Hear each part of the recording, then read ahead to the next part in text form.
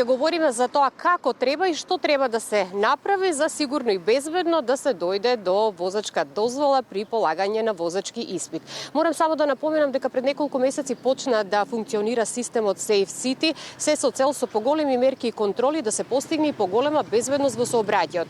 Но овде да истакнеме дека темелот на сообраќајната безбедност се токму автошколите каде што се учи и сообраќајната култура. За тоа како функционираат и како безбедно и сигурно до возачка дозвола, утрва разговарам со Петре Пројчевски, управител на автошкола. Добро утро. Добро утро. Поздрав до гледачите на Македонска телевизија. Фала на поканата. Во услови на засилени контроли и нови мерки за поголема безбедност во сообраќајот, каква е улогата на автошколите во создавање на одговорни и совесни возачи? Улогата на автошколите не е само да го подготви кандидатот за да го положи возачкиот испит, туку е многу поширока од тоа, нели? Пред се мора да се даде до знаење дека седнувањето позади волан носи и некаква одговорност и сигурно ние сакаме да направиме безбедни возачи. Така. Пред се, нашата улога е со самото седнување на новиот возач да му се укаже дека постојат одговорности, нели, за да може самиот за себе да си има одговорност, меѓутоа за патниците што си ги превезува и за останатите учесници во сообраќај.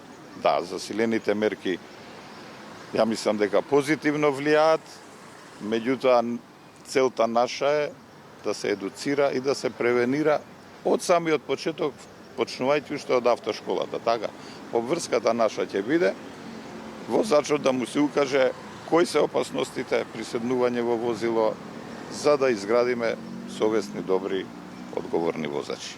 Кои се најчестите грешки и прекршоци што ги забележувате кај младите возачи и како преку обуката може да се намали ваквиот број на грешки и прекршоци? Па да, најчестите грешки кај новите возачи пред се проценката на ситуацијата, ризичната или не, недржање на безбедно растојание, непратење на сообраќајната околина, сето тоа може да се намали со квалитетна практична и теоретска обука, почнувајќи од самите автошколи, која е задолжителна веќе. Значи, таа обука, седнувајќи позади волан, самиот инструктор треба да му укаже на кандидатот како треба да се однесува, навремено да ги уочува сите опасности на коловозот кои што се случуваат, нели? Да држи безбедна далечина од сите возила, да не користи мобилен телефон, да не користи алкохол.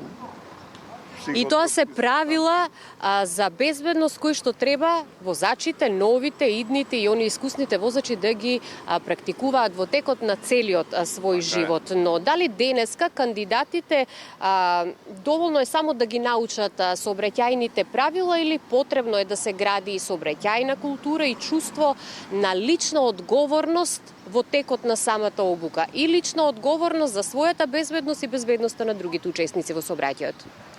Па, апсолутно не само правилата и прописите. Да, тоа е основа, за да можеме да бидеме, нели, возачи безбедни.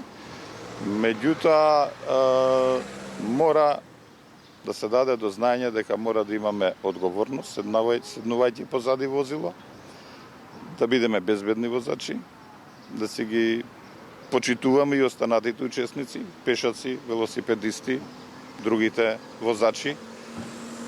Она што спомнавме, да не користиме недозволените средства, не да биде брзината пред одговорноста, опасностите постојат секогаш, нели? Не прилагодувајќи ја брзината на движење на патиштата. Најчесто тоа да не ни биде репер дека ќе платиме казна, туку дека влегуваме во некаква опасна ситуација со тоа што не си почитуваме брзина според условите дадени на самиот пат. Доколку постигнеме добри резултати уште од самото почнување, ја мислам дека сме ја постигнале целта. Само кратко за крај, кога сме кај личната одговорност, дали практикувате луѓе кои што се плашат да возат, воопшто да полагаат возачки испит и дека возачкиот испит треба да го полагаат само оние кои што се сигурни во себе и дека сигурно сакаат да седнат зад воланот? Па не би рекол дека имаме одредени луѓе кои што се возачи, да, на некој му треба повеќе обука, време за да стаса возач, да биде добар возач пред се. На некој тоа му е индивидуална работа, може и пократко ќе совлада сите оние вештини што се потребни во сообраќајот. Меѓутоа, мислам дека секој може да биде возач. Ние секако имаме и добри, имаме и малку полоши возачи. Одговорноста сепак е негова, штом седнал позади волан, нели? Сигурно мора да има некоја сигурност дека он може да го управува возилото и да стаса безбедно тамо кај што треба да стаса. Ви благодарам многу за гостувањето, да обучите што е можно повеќе подготвени кандидати кои што сигурно и безбедно ќе бидат учесници во сообраќајот. И да, нема стравови, упатете се до автошколите, тие знаат како да ве упатат кон добивање на обука и понатаму полагање на возачки испит кој што ќе ви овозможи да добиете легално и возачка дозвола.